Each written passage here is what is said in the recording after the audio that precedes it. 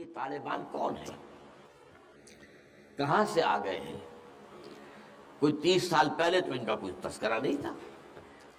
ہاں، افغانستان میں طالب علموں کو طالبان کہہ دیا جاتا تھا، اس پہلو سے تو وہ موجود تھے، لیکن طالبان ایک سیاسی یا عسکری قوت کی حیثیت سے کیسے منظر پر آئے، اس کے لیے ذرا سرسری سا آپ کو جائزہ لینا ہوگا افغانستان کی تاریخ کے پچھلے 30-35 سالوں کا۔ افغانستان میں آپ کو معلوم ہے کئی سو سال سے ایک بادشاہی نظام چل رہا تھا، اور اکثر و بیشتر بڑا اطمینان کے ساتھ چل رہا تھا، امن کے ساتھ چل رہا تھا۔ اگرچہ افغانستان کے جو دیہی علاقے تھے ان میں رہنے والوں کی جو اکثریت، عظیم اکثریت ہے، وہ بڑی شدید مذہبی انداز کی تھی، نماز، روزہ اور اس پردہ، حجاب، یہ ان کے کلچر میں شامل ہے۔ یوں سمجھیے کہ یہ مذہب ہونے کا پہلو بعد میں آتا ہے، ان کے کلچر کا جزء ہے۔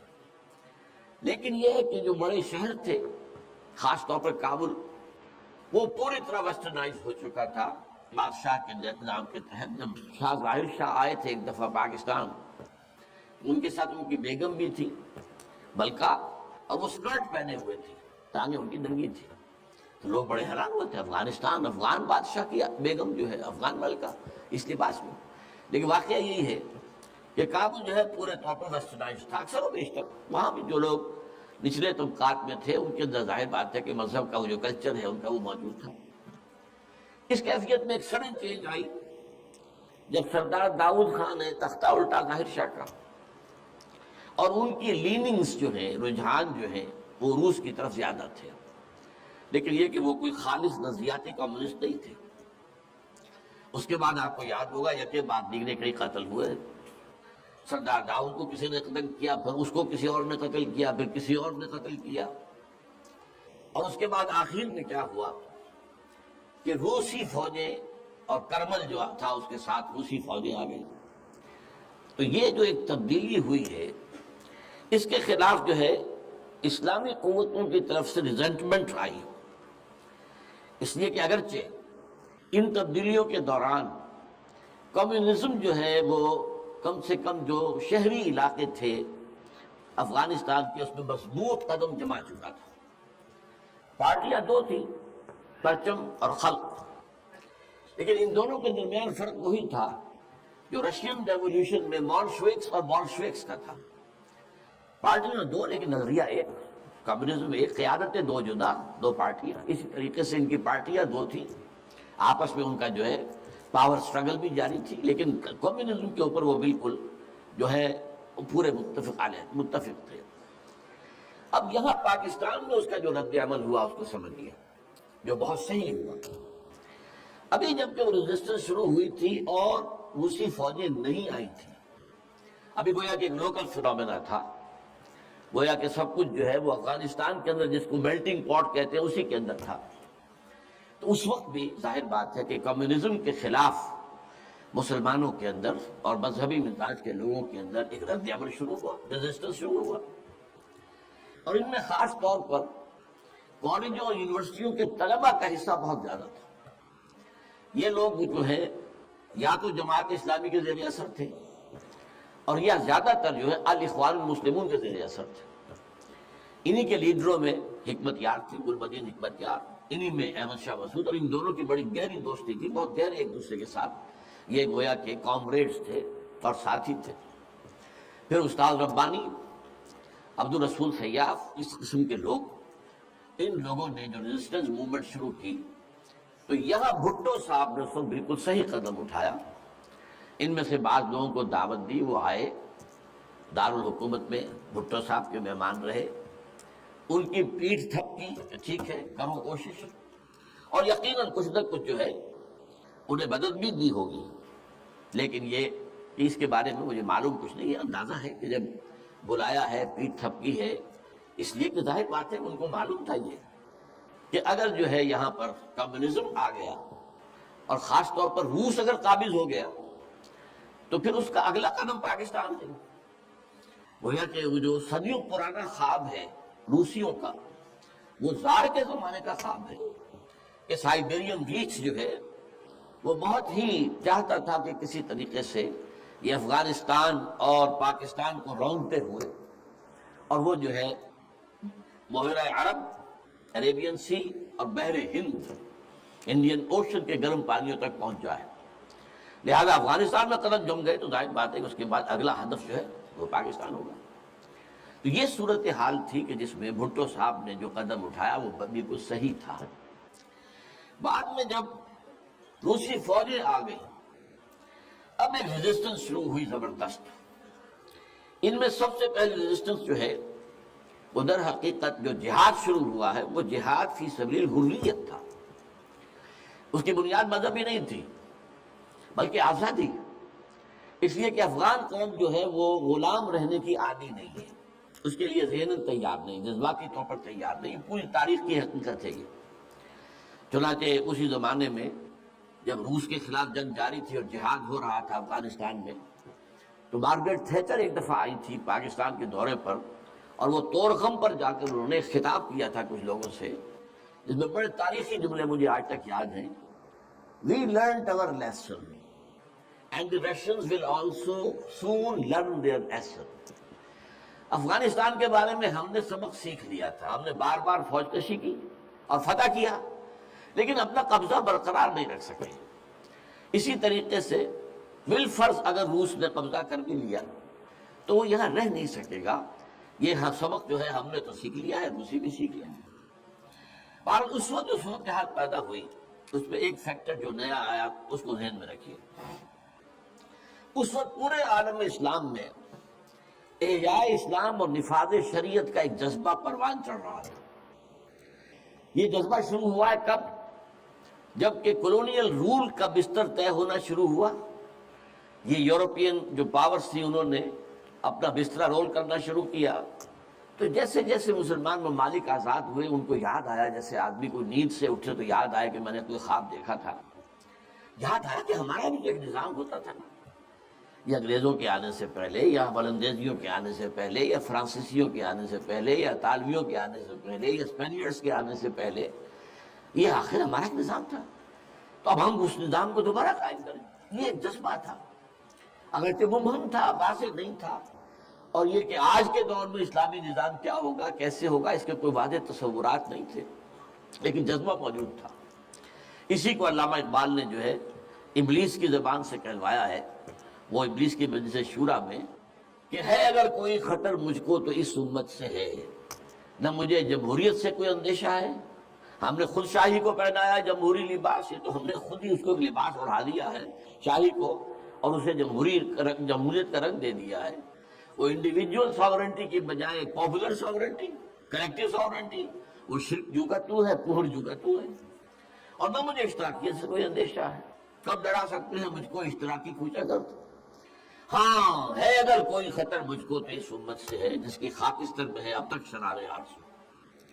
یہ جو جذبہ تھا اور یہ جو تڑپ تھی، یہ اگرچہ پورے عالم اسلام میں تھی، لیکن کہیں بھی اس کی کوئی کامیابی کی صورت نظر نہیں آ رہی تھی، جذبہ موجود تھا۔ اس وقت ایسا ہوا کہ جہاد افغانستان کو ایک تو اس جذبے نے سپورٹ کیا، اور یہ جذبہ کھنچ کر آیا کہ شاید ہاں افغانستان کے اندر اب یہ کام امن ہو جائے گا۔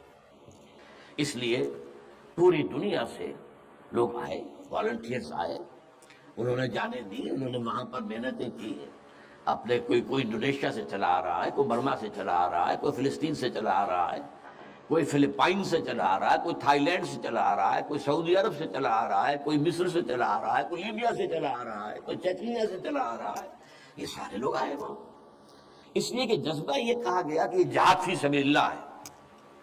میں واضح کر چکا ہوں کہ میرے نزدیک وہ جہاد فی سبیل اللہ نہیں تھا۔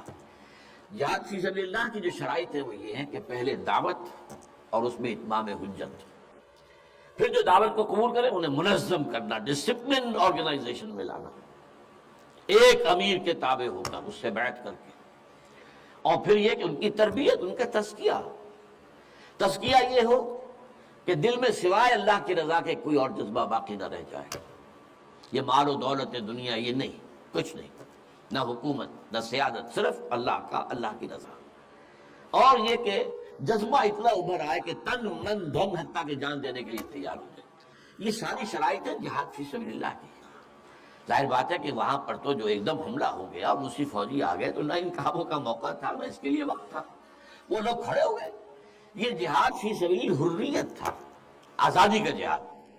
اور مسلمان جب آزادی کا جہاد کرتا ہے تو وہ بھی جہاد فی سبیل اللہ ہی کی قسم ہے، جائز جہاد ہے، اس میں جان دینا بھی شہادت ہے. اگرچہ وہ جو ایک مثبت جہاد فی سبیل اللہ وہ تو ہمیں سیرت صحابہ اور سیرت النبی صلی اللہ علیہ وسلم میں اس کا پورا نقشہ ملتا ہے. بہرحال ایک تو یہ کہ وہ کشش ان کو کھینچ کر لائی. دوسری طرف امریکہ نے وہ یہ چاہتا تھا کہ اسے نظر آ گیا کہ روس سے ایک تو جو بڑا پرانا اکاؤنٹ ہے، یعنی یہ کہ جو ویتنام میں روسیوں کے ہاتھ میں شکست کھائی تھی امریکہ نے اور بھاگا تھا وہاں سے، تو گویا کہ اس کا بدلہ لینے کا یہ سنہرا وقت آ گیا ہے. اس سے بھرپور فائدہ اٹھایا جائے. اور یہ کہ اگر ہو سکے تو شاید اس حد تک بھی ان کے خیال میں ہو کہ یو ایس ایس آر کو ختم کر دیا جائے. میرے خیال میں ایسا نہیں تھا. وہ یہ نہیں سمجھتے تھے کہ یو ایس ایس آر ختم ہو جائے گا، لیکن یہ کہ بہت کمزور ہو جائے گا اور یہ کہ اس کی بلیڈنگ ہو جائے گی. اس کے لیے اس نے اس جہاد کا غلغلہ دوسروں سے بڑھ کر، مسلمانوں سے بڑھ کر جو ہے دنیا میں بلند کیا اور ان جہادی لیڈروں کا کردار بنایا پوری دنیا میں. ان کی شخصیت کی امیجز بنائی ہیں. احمد شاہ مسعود کو دی لائن آف پنشیر پوری دنیا کے اندر اس کے بارے میں جو ہے وہ دھاک بٹھائی گئی تاکہ یہ لوگ زیادہ سے زیادہ لوگ آ جائیں، والنٹیئر مل جائیں. ہمارا آدمی تو کوئی نہیں مرے گا، ہم تو پیسے دیں گے اور ہتھیار دیں گے. مریں گے یہ مسلمان مریں گے، چاہے وہ افغان ہیں چاہے باہر سے آنے والے ہیں. تو وہ جو غلغلہ جہاد کا تھا اور اس میں گویا کہ ایک طرح سے امریکہ کے اس ایجنڈے کو نہ جانتے ہوئے نہ سمجھتے ہوئے گویا کہ لا علمی میں جو تقویت پہنچائی وہ ایسے لیڈروں نے جن میں بن لادن بھی ہے. وہ جہاد کے لیے لوگوں کو کھینچ کر علم مبارک سے لے کر آئے. ان میں عبداللہ ابن عزام بھی تھے شہید رحمۃ اللہ علیہ. انہی میں عمر عبد الرحمن ہے جس وقت امریکہ کی جیل میں پڑے ہوئے. یہ سب لوگ کیا تھے؟ جہاد کے نام پر دنیا سے لوگوں کو لے کر آ رہے تھے اور اس میں گویا کہ نہ جانتے ہوئے ان نوئنگلی وہ امریکہ کے اعلی کار بن گئے تھے. بہرحال اس میں نتیجہ جو نکلا، مجاہدین جب مجاہدین کو فتح ہو گئی، ظاہر بات ہے اس میں دونوں فیکٹرز ان میں رکھیے. صرف مجاہدین کی سرفروشی اور جانفشانی نہیں، امریکہ کے ہتھیار نے یقیناً اس میں ایک بڑا ڈیسائسو رول پلے کیا. خصوصاً تازہ ترین ہتھیار سٹنگر میزائل جسے دنیا جانتی نہیں تھی وہ دے دیا. اور اصل میں جو روسی فوج جو ہے دل برداشتہ ہو کر بھاگی ہے اس میں سٹنگر میزائل کا بہت بڑا دخل تھا، کیونکہ ان کا سب سے بڑا ہتھیار تھا جو وہ گن شپ ہیلی کاپٹرز لے کر آتے تھے. اور وہ ظاہر بات ہے جہاں پہاڑوں کے اوپر بھی مورچے لگائے ہوئے تھے وہاں ظاہر بات ہے ٹینک تو نہیں پہنچ سکتے تھے، کوئی اور بمباری کرنا مشکل تھی. تو یہ گن شپ اور بڑے جہازوں سے بہت نیچے آ کر بمباری بھی ممکن نہیں تھی. تو گن شپ ہیلی کاپٹر سے جو بمباری وہ کرتے تھے، فائرنگ کرتے تھے، وہ ان کا سب سے بڑا ہتھیار تھا. اور اس کو بالکل ختم کر کے رکھ دیا سٹنگر میزائل نے. کہ میزائل آپ نے داغا ہے تو وہ یہ نہیں ہے کہ ہدف سے اگر نہ لگے ہدف پر تو ادھر ادھر ہو جائے گا، نہیں. جدھر وہ ہدف جائے گا اس کا پیچھا کرے گا، اس کے پیچھے پیچھے جائے گا، جدھر وہ مڑے گا ادھر وہ مڑ جائے گا. دورمال کفر ہے سو دار، جیسے وہ کفر جو ہے جو رخ موڑ لے تم بھی رخ موڑ لو، اور وہ تباہ کر دیتا تھا کسی پہ. تو یہ بہرحال جو بھی شکست ہوئی روس کو اور وہاں سے وہ چلا گیا، تو اس کے بعد امریکہ بھی فوری طور پر وہاں سے غائب ہو گیا. اس نے مجاہدین کے اندر گروپ بندی، باہمی کشاکش، یہاں تک کہ باہمی دشمنی کے بھی بیج بو دیے تھے. اور اس میں آئی ایس آئی بھی رول اس نے پلے کیا ہے. آئی ایس آئی یہ چاہتی تھی کہ یہاں کوئی ایک مضبوط ایسی حکومت نہ بن جائے کہ جس کو جو ہمارے پھر کنٹرول میں نہ رہے. لہذا آئی ایس آئی والوں کا جو بھی رول ہوگا نہیں صرف پاکستان کے لیے، لیکن یہ مجھ سے ایک مجاہدین لیڈرز میں سے ایک صاحب نے خود کہا کہ ہمیں لڑوایا آئی ایس آئی نے. میں نہیں کہہ سکتا کتنی اس میں درستی ہے اور کتنی غلطی ہے، لیکن امریکہ نے یہ کیا کہ لڑا کر ان کو بجائے اس کے کہ کوئی حکومت وہاں قائم کرواتا اور آرام کے ساتھ وہاں سے رخصت ہوتا، اس حکومت کو مستحکم کر کے، جیسے کہ وہ اپنا سر توڑ زور لگا رہا ہے عراق کے اندر کہ یہاں کوئی حکومت جو ہے وہ قائم ہو جائے، مستحکم ہو جائے، پھر یہاں سے ہم رفتہ رفتہ نکلے. وہ فوراً بھاگے، آپس میں وہ جو ہے دشمنی کے بیج بو کر. نتیجہ کیا نکلا؟ وہ جہاد فی سبیل اللہ فساد فی سبیل اللہ بدل گیا۔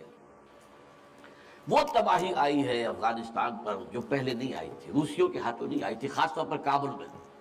اصل تباہی و بربادی جو خانہ جنگی سے آئی ہے، اور اس کا ایک اور نتیجہ یہ نکلا کہ مختلف علاقوں میں وارڈ لارڈز نے اپنی چھوٹی چھوٹی حکومتیں ریاستیں قائم کر لی۔ وارڈ لارڈز، ہتھیار ان کے پاس ہیں، اور وہ ہتھیار جو ہے اس جنگ کے اندر امریکہ کے دیے ہوئے ان کے پاس بہت کافی جو ہے ابھی موجود تھے، ان کا اسنا خانہ تھا، تو اپنے علاقے معین کر لیے۔ اور وہاں یہ ہے کہ انہوں نے ٹیکس لینے شروع کی، جگہ ٹیکس، جو بھی گاڑی گزرے، بس گزرے، کوئی منی بس گزرے، کوئی ٹیکسی گزرے، ٹیکس دو۔ یہاں سے نکل کر اگلے میں گئے تو وہاں پھر ٹیکس دو، وہاں سے نکل کر اگلے کوئی وارڈ لارڈ کا علاقہ گیا وہاں ٹیکس دو۔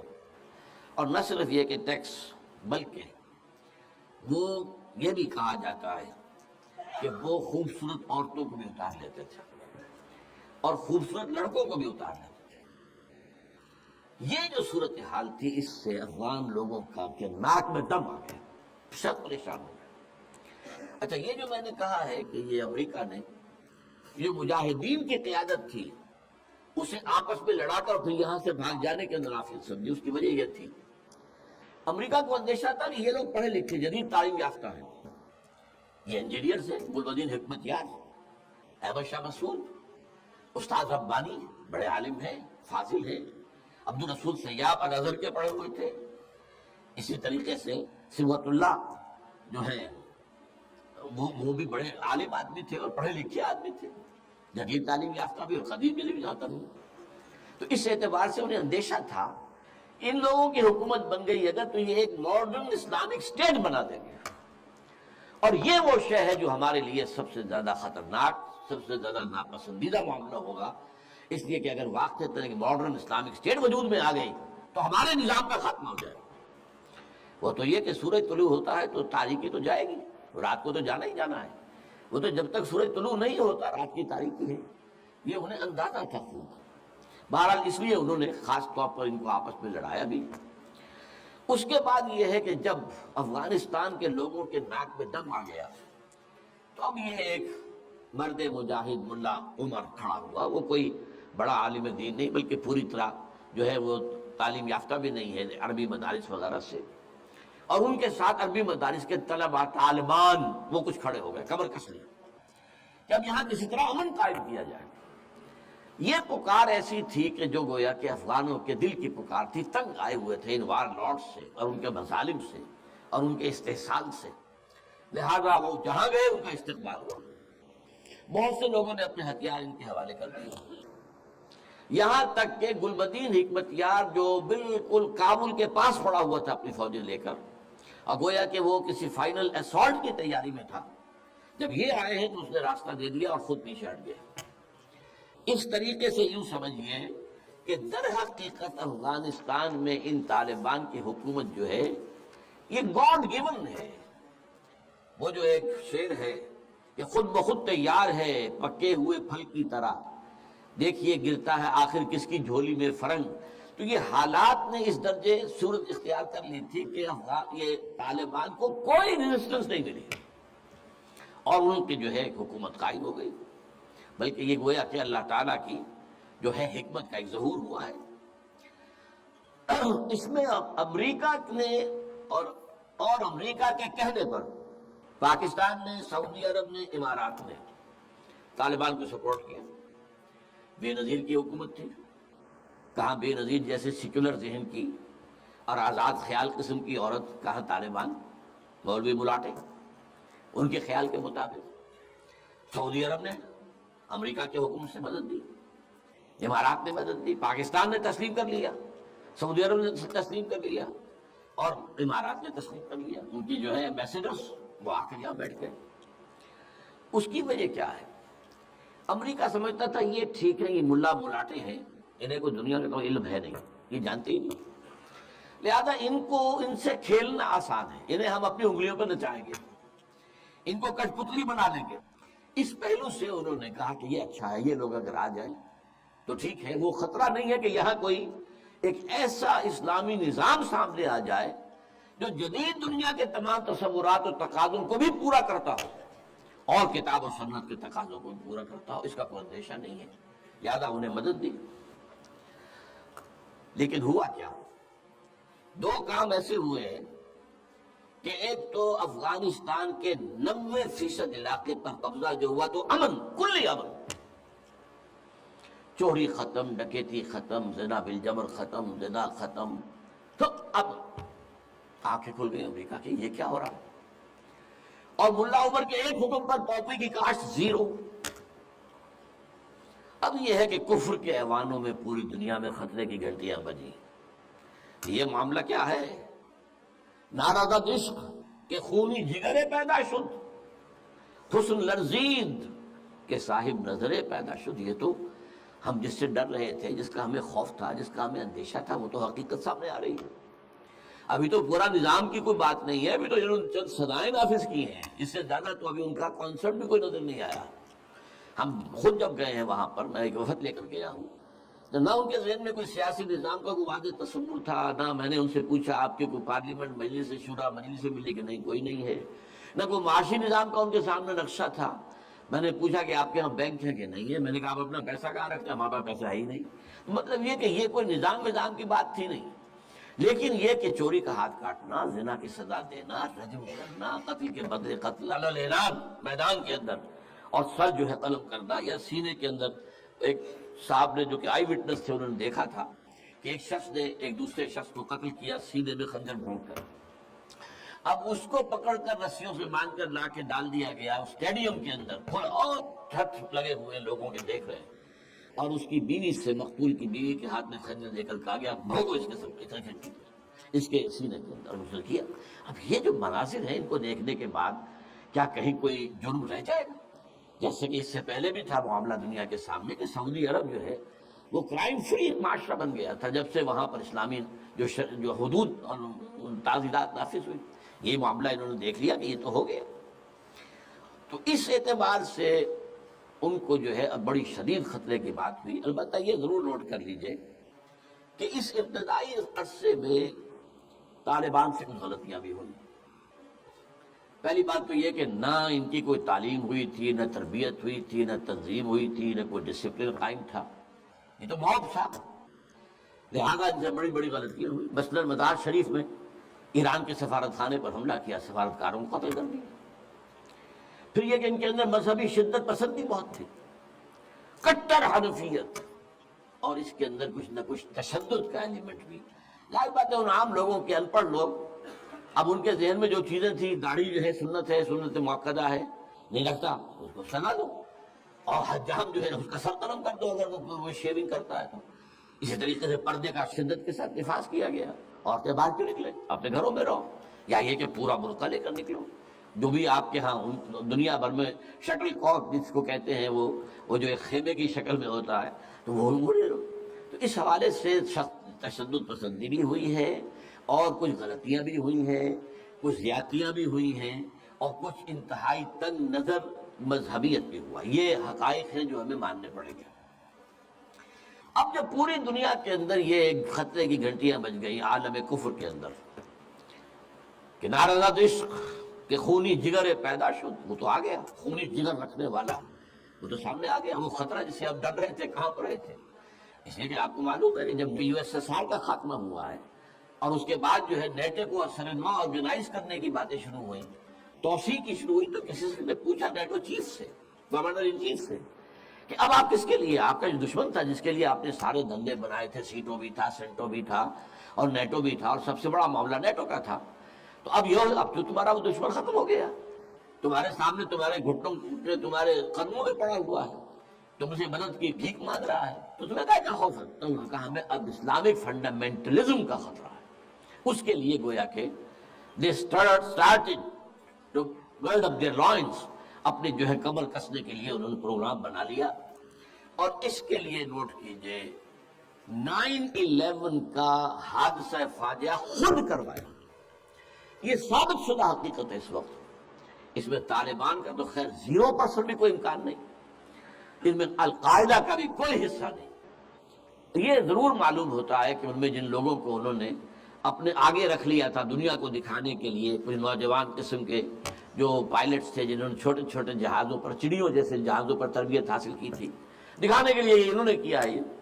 ان میں سے کسی کا تعلق غالباً کوئی تعلق تھا جو کہ اسامہ ابن لادن کے ساتھ، جس پر کہ ان کو اس نے یہ کہہ دیا تھا کہ عنقریب ایک بہت بڑا واقعہ ہوگا، بس اس حد تک بات صحیح ہے۔ باقی قطعاً کوئی نہ اسامہ ابن لادن کا حصہ، یہ کروایا موساد نے، نیو کونز نے، CIA نے۔ کیوں کروایا؟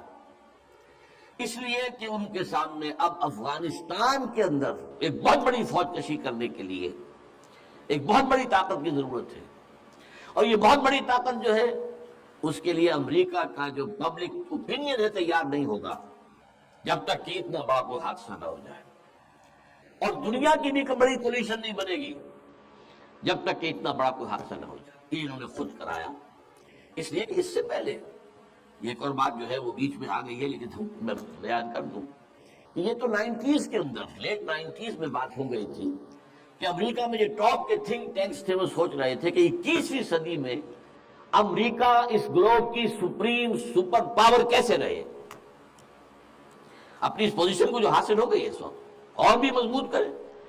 ابھی رشیا اور چائنا تو اس کے دائرے اقتدار سے باہر ہے، ابھی بھارت بھی تقریباً باہر ہے، لیکن آگے بڑھا کر گلوبل پوری طرح، اور کیسے ہوئی ہے کہ اسے برقرار کیسے رکھے۔ تو اس پر ان کا تھنک ٹینکس تھے، اور اسی پر ان کا ایک مقالہ شائع ہوا تھا، امریکہ نیڈز اے پرل ہاربر۔ امریکہ کو ایک پرل ہاربر جیسے واقعے کی ضرورت ہے۔ اب یہ تاریخی بات سمجھ لیجئے، امریکہ دوسری عالمگیر جنگ تک، سیکنڈ ورلڈ وار تک انٹرنیشنل معاملات میں کبھی آیا ہی نہیں تھا۔ وہ تو بڑے آرام سے تھا، دو اوشنز کے درمیان، ادھر اٹلانٹک ہے ادھر پیسیفک ہے، ظاہر بات ہے کہ قریب کوئی دشمن ہے ہی نہیں، لہذا اسے تو اپنا معیار زندگی بہتر بناؤ، اپنے حالات بہتر بناؤ، اپنے انوائرمنٹس بہتر بناؤ، اپنا یہ کرو اپنا وہ کرو، بس۔ سیکنڈ ورلڈ وار میں بڑی شدید ضرورت پیدا ہوئی الائز کو، جب جرمنی اور جاپان جو ہے بھرکس نکال رہے تھے کہ کسی طرح امریکہ کو آمادہ کیا جائے۔ چرچل بھی گیا، اس نے بھی خوش آمدید کی، یہ بھی کہا جان لو اگر ہم ختم ہو گئے تو نیکسٹ باری تمہاری ہوگی، پھر یہ نازی جو ہے تمہیں چھوڑیں گے نہیں۔ پھر بھی وہاں کی پبلک اوپینین جو ہے موبلائز ہونے کو تیار نہیں تھی۔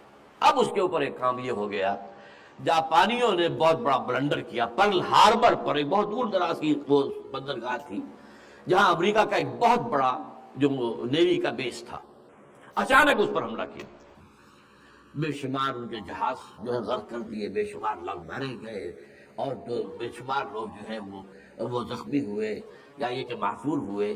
اس پر غصہ چڑھا ہے امریکہ کو، اور وہ سویا ہوا شیر جاگا ہے، اور اس پر پھر وہ سیکنڈ ورلڈ وار میں آیا میدان میں، اور ظاہر بات ہے کہ جرمنی کو شکست اسی نے دی ہے، اور یہ ہے کہ اسی کی فوجیں تھی کہ جو اتری ہیں نارمنڈی کے ساحل کے اوپر، اور اس کے بعد جو ہے پاسا پلٹا جن کا۔ تو اس اعتبار سے یہ خیال کیا گیا کہ کوئی نہ کوئی پرل ہاربر جیسا حادثہ اگر نہیں ہوگا تو امریکن پبلک اوپینین نہیں کھڑی ہوگی، نہ وہ خرچ جو ہے وہ اس کے لیے منظوری دینے کو تیار ہوں گے۔ آخر billions and billions and billions کا معاملہ ہوتا ہے، یہ کوئی ملینز کا تو نہیں ہوتا، لہذا اس کے لیے ظاہر بات ہے کہ وہ کانگریس اور سینیٹ اور یہ سب جو ہے یہ اگر اس کے لیے منظوری دے تبھی تو ہوگا نا۔ تو امریکہ نیڈز اے پرل ہاربر، یہ بات ذہن میں رکھیے۔ اس لیے انہوں نے خود وہ پرل ہاربر امریکہ میں کرایا، اور اس میں پھر پوری دنیا میں دہشت گردی کا خطرہ اور دہشت کا خوف، اور سب سے بڑھ کر امریکہ میں جو سیکیورٹی میجرز لیے گئے ہیں امریکہ میں، ان کا آپ تصور نہیں کرتے، بلینز اور بلینز آف ڈالرز جو ایک شخص کی تلاش لی جا رہی ہے، فون ٹیپ کرنے کی اجازت دے دی گئی، جو امریکہ میں نہیں تھا۔ وہاں کی پرسنل آزادیاں تھیں، انفرادی آزادیاں، ان کا بڑا چرچا تھا، وہ تو ان کا بڑا چیمپئن تھا، لیکن یہ کہ سارا جو ہے ان کی پرائیویسی کا بھی بیڑا غرق، ان کا یہ سب کچھ، ان کے اوپر پابندیاں، اور جو کچھ بھی باہر سے آنے والے ہیں ان کا جس طریقے سے وہ اپنے ایئرپورٹس کے اوپر جو ہے تقریباً نیم برہنہ کر کے ان کی جو ہے تلاشی لینا، یہ سارا کچھ، اور اس پر جو انہوں نے اپنے پورا نظام بنایا انٹیلیجنس کا اور معلومات پہنچانے کا، اس کے اوپر ان کا بے شمار خرچ ہوا۔ بہرحال اس میں عیسائیوں کی صلیبی جنگ کا جذبہ بھی شامل کر دیا گیا۔ ایک امریکہ کی سپریم سول، سپریم پاور اور ارتھ ہونے کا مقصد۔ نمبر 2، صلیبی جنگ کا جذبہ سویا ہوا اسے بھی جگایا. یہ بش نے بھی کہا تھا، لیکن بعد میں اس نے کہا غلطی ہو گئی، اس نے لفظ واپس لیا تھا کروسیڈ. لیکن یہ ہے کہ فلاڈلفیا، یہ جو امریکہ کا ایک اہم شہر ہے، وہاں سے ایک شائع ہوتا ہے ماہنامہ فلاڈلفیا ٹرمپٹ، اس کے مدیر نے، یہ پروٹیسٹنٹس کا ہے، اور جو ایونجلسٹ کے ناطے وہاں پر جو خاص طور پر پرچارک ہیں انجیل کے، یہ ان کا رسالہ ہے. اور انہوں نے یہ لکھ دیا تھا، یہ میں نے اپنے 2 کتابوں میں کور پر شائع کیا ہوا ہے، وہ بہت خوبصورت ہے، کہ ڈوم آف دی راک جو ہے، جو گنبد سقرا ہے، تو اس کے اوپر جو ہے بڑا خوبصورت تصویر دے کر کہ many people think that crusades are a thing of the past, over forever, but they are mistaken. تو دنیا میں تیاری ہو رہی ہے لاسٹ کروسیڈ کی، یہ اس کے اپنے الفاظ ہیں. اور یہ پورا ایک مکتبہ فکر ہے، ایک پورا ان کا جو ہے بہت آبادی کے اندر بہت انفلوئنشل حصہ ہے. پروٹیسٹنٹ کے اندر خاص طور بیپٹسٹ کے اندر ایونجلسٹ، یہ نیو کونس یا بورن اگین کرسچنز، یہ اصطلاحات جو ہیں اگر آپ پڑھتے ہو یہ سب ایک طبقہ ہے جو اصل اعلی کار ہے یہودیوں کا. بہرحال تو اس نے صلیبی جنگ کا بھی جذبہ شامل کر دیا، جس کا نتیجہ کیا نکلا؟ تاریخ انسانی کی عظیم ترین کولیشن بنی. کبھی دنیا میں اتنی بڑی کولیشن نہیں بنی جتنی افغانستان کے خلاف بنی. امریکہ ہے، یورپ ہے، باقی ساری جو مغربی حکومتیں ہیں، اور ادھر یہ ہے کہ رشیا کی بھی آشیرواد حاصل ہے، چائنا کی بھی آشیرواد حاصل ہے.